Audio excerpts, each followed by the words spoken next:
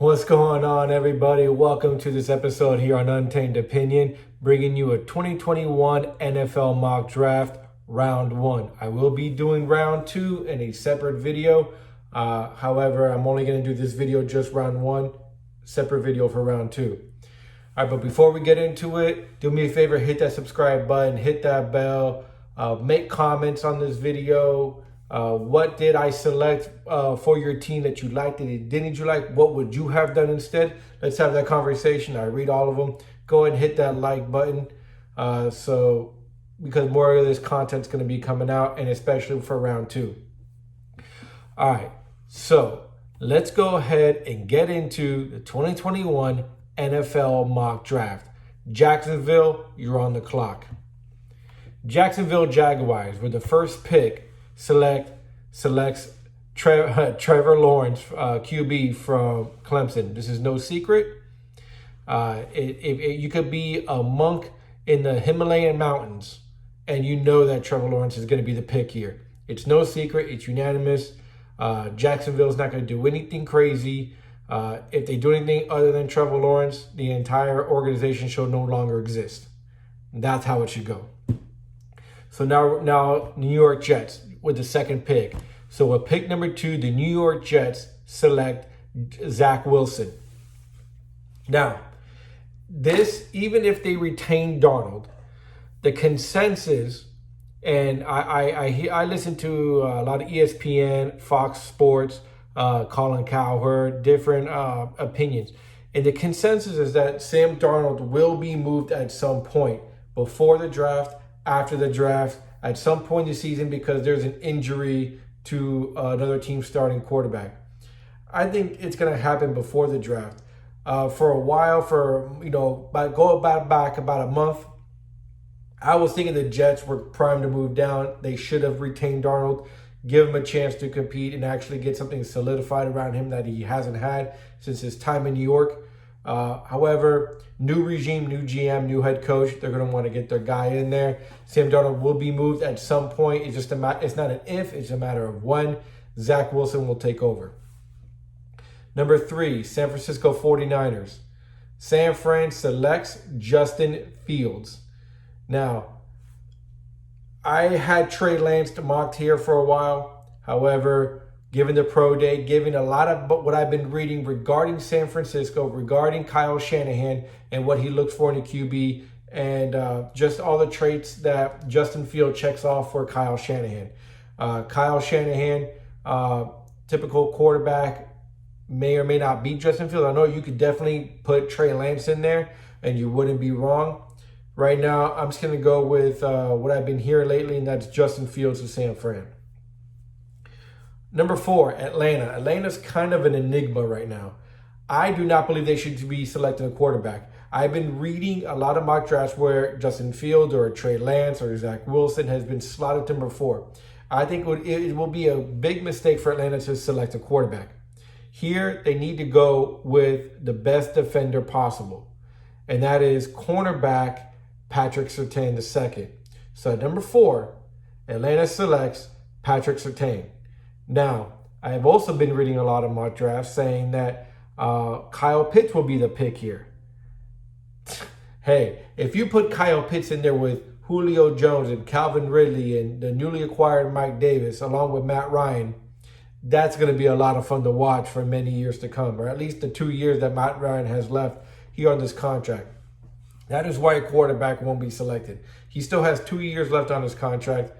It's not going to happen. Too much dead cap to eat up, and you're not going to bench Matt Ryan for a rookie quarterback or a second-year quarterback. You're just not. It would just be really, really bad management when it comes to your roster. Number 5, the Cincinnati Bengals. The Cincinnati Bengals here select Kyle Pitts, tight end from Florida. I have been mocking Kyle Pitts to the Cincinnati Bengals for about 2 months. I would say back going into early January, maybe December. Why? Joe Burrow, is the future and the face of that franchise. You have Tyler Boyd, you have T. Higgins, you have Joe Mixon. Why not get a receiver / tight end that can take over the middle of the field for years to come. That's going to give Baltimore, Cleveland, and Pittsburgh fits for years. Look at what Mark Andrews can do in Baltimore. Look what Njoku and Austin Hooper could have, were doing in Cleveland. Look at what the tight ends were doing in Pittsburgh. Think Travis Kelce. Think the tight end from San Francisco, George Kittle. Think that way. Kyle Pitts is 6'6". He's going to be a red zone monster. All right. Team him up with Burrow for the next, 5+ years. And that's going to be a lot of TDs. It's going to be a huge, great security blanket for Joe Burrow to get the ball out. He doesn't have to hold on to the ball. He doesn't have to run. Less chances of getting hurt. If the Bengals were to select an offensive tackle like a Penei Sewell or Rashawn Slater, totally justified, understandable. You can go either way and you won't be wrong. But they could definitely get interior line, either offensive tackle or guard in the second round, or trade back into the first round at some point. If they feel like their player is going to get off the board soon, they can always trade back in. The Miami Dolphins. The big blockbuster trade that happened last week was with the Miami Dolphins, and they went from 3 to number 12, and then ended up trading back up to number 6. So from 3 to 12 to 6. San Francisco went from 12 to 3. Philadelphia went from 6 to 12. And that's why a lot of mock drafts just got blown up just by those two trades that happened last week. I know the consensus among the Dolphins fans are they want either Kyle Pitts or Jamar Chase or Devontae Smith. They want one of those three. You give them one of those three, they'll be happy. I know it's right now, what I've been seeing on Twitter is either Pitts or Chase. Pitts or Chase. What are they going to get? Okay? Here's where you're going to go in a different direction here. I think it's going to be a 3-for-1 switch. Here's what I mean by that. If you can move Austin Jackson from left tackle to right tackle in his natural position, move Robert Hunt inside, and this number 6 pick over to left tackle, you're going to have a really, really good top offensive line for years to come. So at number 6, the Miami Dolphins select Penei Sewell, offensive tackle. Again, if they happen to go receiver or a tight end there, I'm totally okay with it, totally understandable. But I think the free agency signing of Will Fuller kind of gives that little flexibility there. Next on the board is Detroit. Detroit has been a mess. I don't like their coaching hire at all, but hey, Detroit is going to Detroit, right? Right now, Jared Goff needs to get weapons. Kenny Golladay is gone. Marvin Jones is gone. All you have is DeAndre Swift and TJ Hawkinson. Not even good enough. Not even close to getting good enough. Jared Goff needs a wide receiver number 1. You need to be able to build up that wide receiver room like they did in LA. It was St. Louis, but LA, where you had Robert Woods and you had Cooper Kupp and you had the burner going down the field. Now, with this pick in number 7, to get him that weapon, the Detroit Lions select Jamar Chase, wide receiver from LSU. Carolina Panthers. At number 8, the Carolina Panthers select Trey Lance. Okay? Now, I do believe that Carolina will have to move up in order to get Trey Lance. I believe there's going to be quite a few teams trying to vie up to that number 4 slot with Atlanta. Carolina will probably be the unlikeliest team that Carolina will be able to trade with because they're division foes. Atlanta and Carolina, they don't want to help each other out. No more than New England and the Jets want to help each other out. All right? But in this particular mock draft, since I'm not doing trades, which I love doing, by the way, but I'm not going to do any trades other than the trades that are officially happening in the NFL. Trey Lance fell to number 8. Carolina scoops him up. Okay? They get their quarterback for the future. I will be saying that Sam Darnold is heavily linked to going to Carolina at some point. Carolina should make a move to get Sam Darnold without giving up their first 2 picks this year, if they had to give up like a number 3 this year and like a number 2 next year, whatever combination, if they can keep their first and second round this year while getting Sam Darnold, that is a huge win. But right now, Trey Lance is their guy. At number 9, Denver Broncos. They need defensive playmakers. They did sign 2 cornerbacks. They need a linebacker or an edge rusher. And in this particular division, when you're facing Holmes and you're facing Carr and you're facing Herbert, getting after the QB gets the priority. Linebacker or edge, whichever is highest on the board. They signed Darby and Fuller in corner as cornerbacks in the free agency. So corner may not be the pick. All right.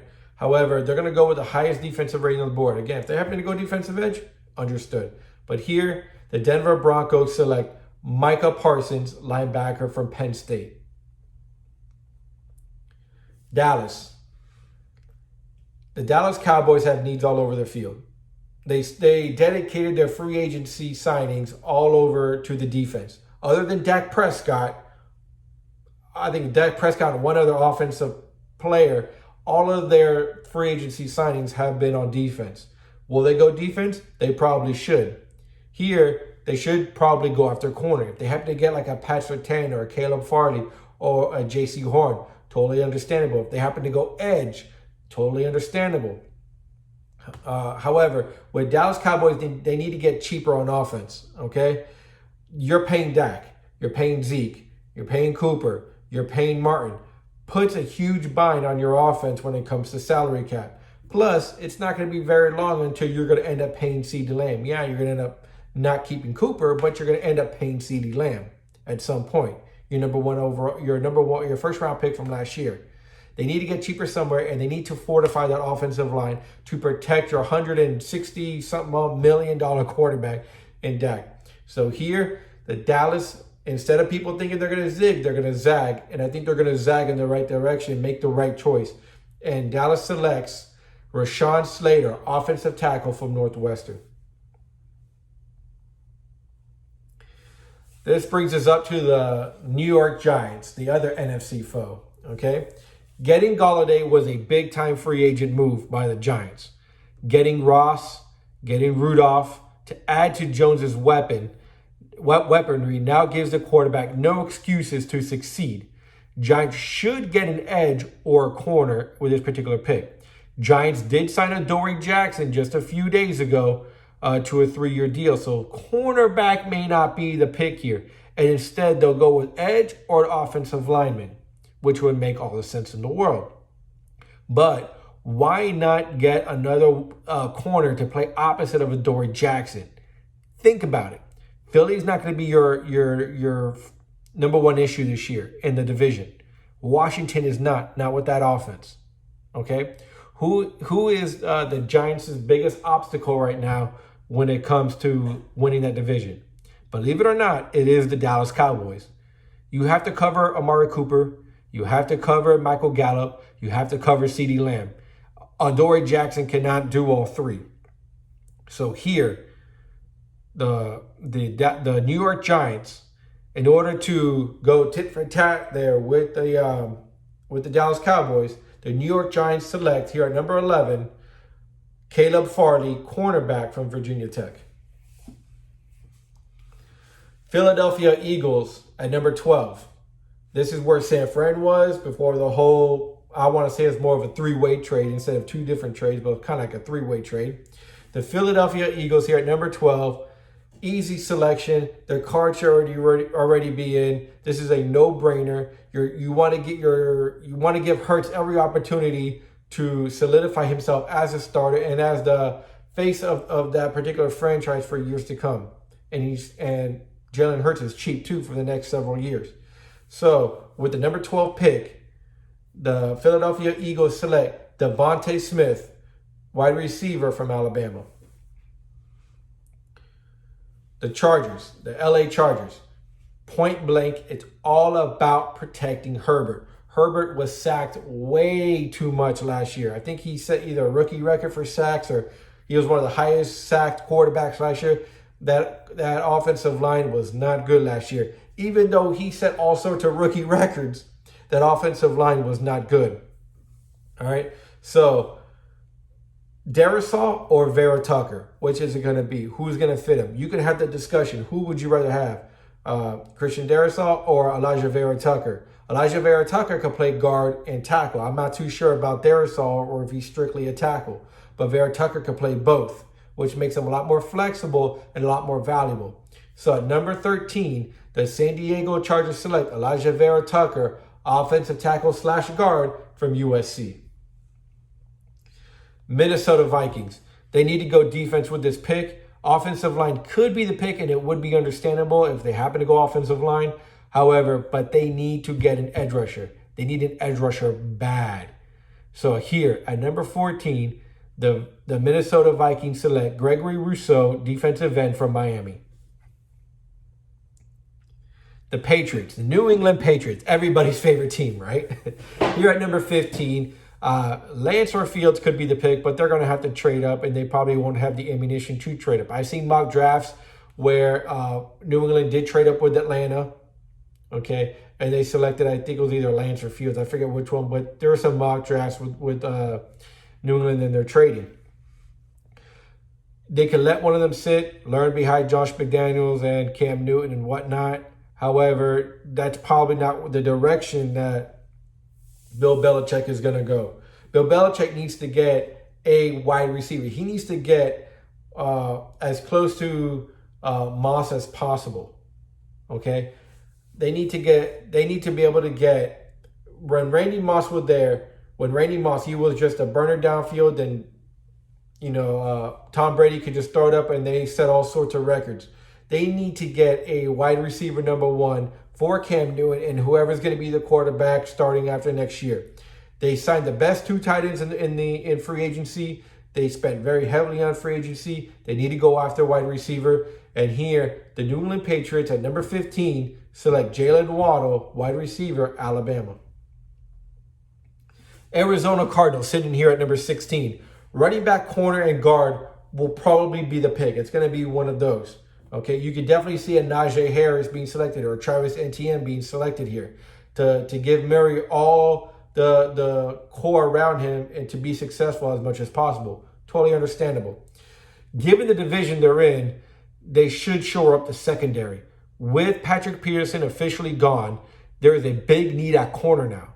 So what better way to get a corner than get one of the top 3 corners in this draft? Because it's definitely like you have your 1A and then you definitely have your 1B when it comes to corners, just like you do with receivers or any other position.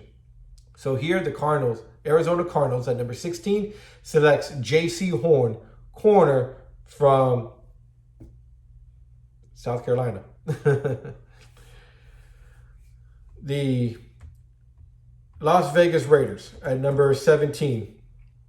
Las Vegas Raiders picked up 2 good running backs to complement Josh Jacobs. I think this is probably a signal to me that that John Gruden really wants to run the ball a whole lot more and not have to rely on Derek Carr throwing the ball all the time.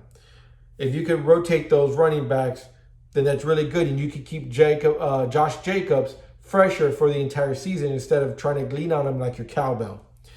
There's 2 wide receivers to complement Henry Ruggs.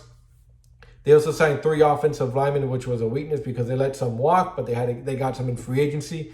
The big pickup on defense was defensive end Yannick Ngakoue. Not sure if I'm saying that not his last name right, but that's the way I'm going to pronounce it. He came over from Baltimore. He will play opposite Clelin Ferrell, who was the first-round pick last year. They need a better safety, but maybe too high to draft a safety. Defensive tackle is an option here as well. Playing in this division, it's all about getting to the QB or having a top secondary in defending the pass. However, one of the biggest needs is linebacker. So here at number 17, the Las Vegas Raiders select Jeremiah Owusu-Koramoah, linebacker from Notre Dame. The Dolphins. The Dolphins selected Penei Sewell in my mock draft with the 6th overall pick. Wide receiver or running back could be the option here, and probably should be the option here. They solidified their O-line, and now they have a good, solid O-line for the years to come. they need to solidify their running back stable back there. At number 18, the Miami Dolphins select Najee Harris, running back from Alabama. At number 19, the Washington Redskins. The Washington Redskins, what are you doing at QB? Mac Jones is an option here. Sitting behind Fitzpatrick would be ideal, just like what Tua was doing there in Miami. They need a QB badly. Fitzpatrick is only a bridge QB. Fitzpatrick knows it. Washington knows it. Ron Rivera knows it. It's just a matter of who you're going to get your QB. Mac Jones probably won't be here at number 19. You're going to have to trade up for him at some point, whether at number 8, 7, 6. You're going to have to trade up for him at some point. Probably to get him after those 4 QBs fly off 1, 2, 3, 4 in the beginning of the draft. And there's probably going to be a panic run to sign Mac Jones. Because after Mac Jones, there's a much steeper drop when it comes to QB. So in this particular mock draft, though, Mac Jones is there at number 19. And at number 19, the Washington National Football Team, or whatever they call themselves, selects Mac Jones, quarterback from Alabama. The Chicago Bears, here at number 20. The Chicago Bears QB situation is terrible. Foles and Dalton, really? Ugh. If Mac Jones is on the board, that's the pick. However, Washington nabbed him first. If they're going to score, they need someone else besides Allen Robinson to catch the ball. Here they grab their wide receiver to play alongside him. Keep in mind, Allen Robinson got the franchise tag this year. It's going to cost them a whole lot more if they don't extend that contract and come up with some kind of contract extension beyond this so they don't have to franchise him again. So at number 20, the Chicago Bears select Rashad Bateman, wide receiver from Minnesota. The Indianapolis Colts. Here they shore up their offensive line for Wentz and for Taylor, the running back. Costanzo's retirement makes the O-line the priority. With Darrisaw still on the board, this is a no-brainer. So at pick number 21, the Indianapolis Colts select Christian Darrisaw, offensive lineman from Virginia Tech. Titans. 2 words. Edge rusher. Pick the highest one that's on your board, turn in your card, and be happy. Wide receiver could definitely be the pick here. As you know, who is Tannehill going to throw the ball to other than A.J. Brown? I get it. You lost Corey Davis. But wide receivers, that's your biggest need. You could address that in round 2, 3, whatever. Here, you have to get an edge rusher. In the same division as the up-and-coming Jacksonville with Trevor Lawrence and with Indianapolis. Houston, I mean, they still have Deshaun Watson per se, but, you know, if you think you're going to be able to compete and win that division, you're going to have to get after the court. You're going to have to get after Wentz, and you're going to have to get after Trevor Lawrence.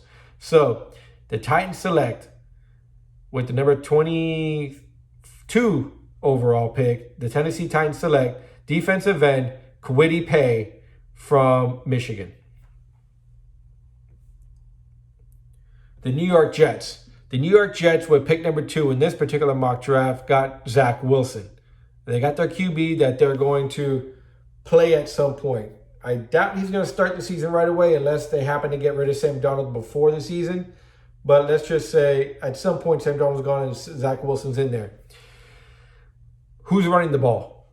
Who is running the ball? Le'Veon Bell is not what he used to be at all. Okay, they need to get a running back in there. Okay, again, wide receiver could be a pick here. But running back is a much bigger need than wide receiver. So at number 23, the New York Jets select Travis Etienne, running back from Clemson.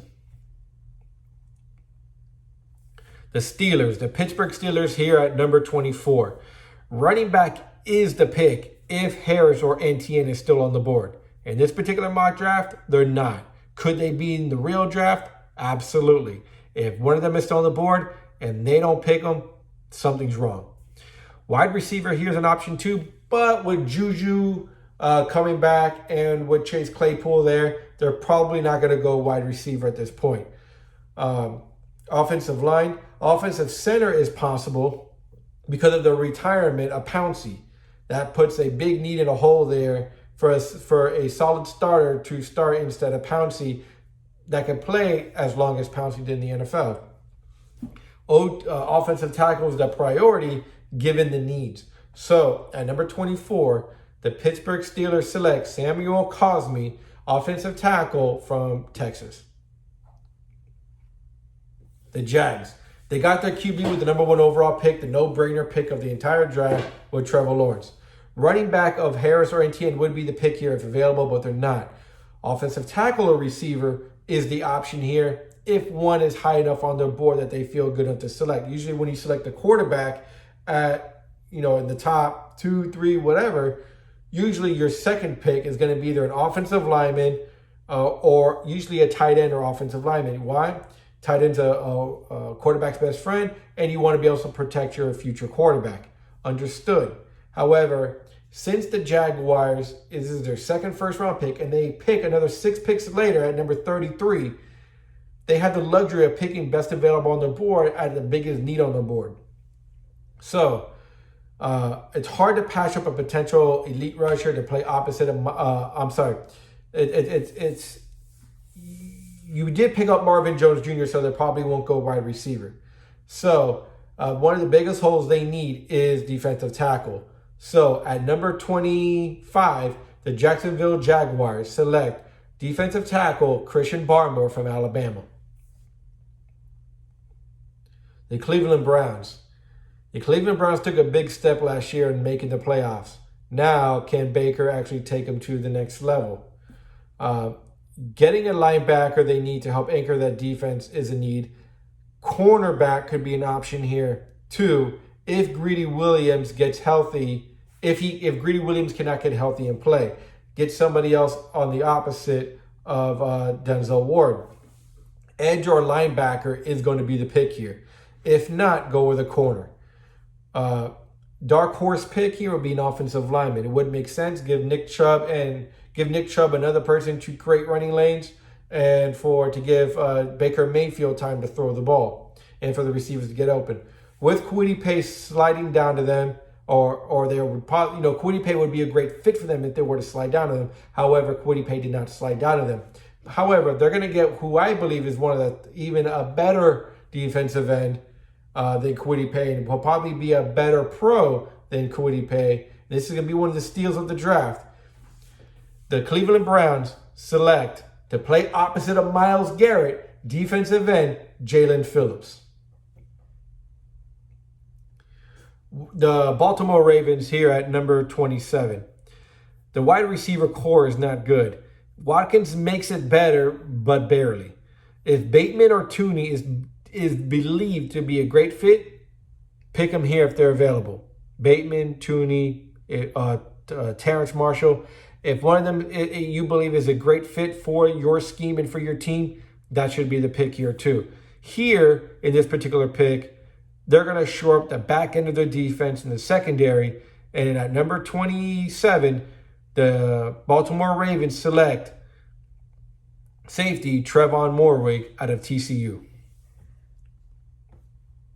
The New Orleans Saints. The New Orleans Saints need to get Winston some help beyond Kamara and Thomas. Those are your only 2 weapons on offense right now, Kamara and Thomas. You as much as they love getting the ball all day, you wear them down, you're going to get them hurt, and your season's done. They need to develop a wide receiver number 2 to play opposite of Thomas and to take the attention off of Thomas and Kamara. So the New Orleans here at number 28, the New Orleans Saints select Kadarius Toney, wide receiver from Florida. The Buffalo Bills. The Buffalo Bills have an easy decision here. Why? When you have a QB like Josh Allen and your need is offensive tackle, get the best offensive tackle to fit your team. Center or left tackle should be the pick here. Here's why I'm going to go with center. Mitch Morse, their current center, suffered his 5th career concussion last year. Getting his replacement is the priority. Okay? Because if he suffers another concussion and you don't have a good, decent enough center, you're going to be really in trouble. So here at number 29, the Buffalo Bills select center Creed Humphrey from Oklahoma. The Kansas City Chiefs. The Kansas City Chiefs wasted no time going after an offensive lineman in free agency. Thuney, guard. Long, guard. Reimers, tackle.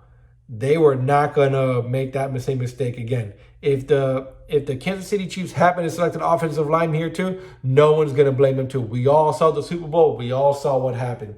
No one's going to blame them. They could go after an offensive line here in round 1, but with the signings and free agency, give them the option to build around Mahomes. It wouldn't be surprised if they happen to go a defensive pick here.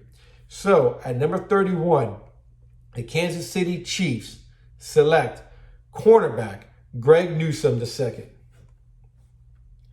That leaves us with the Tampa Bay Buccaneers, the defending national champs.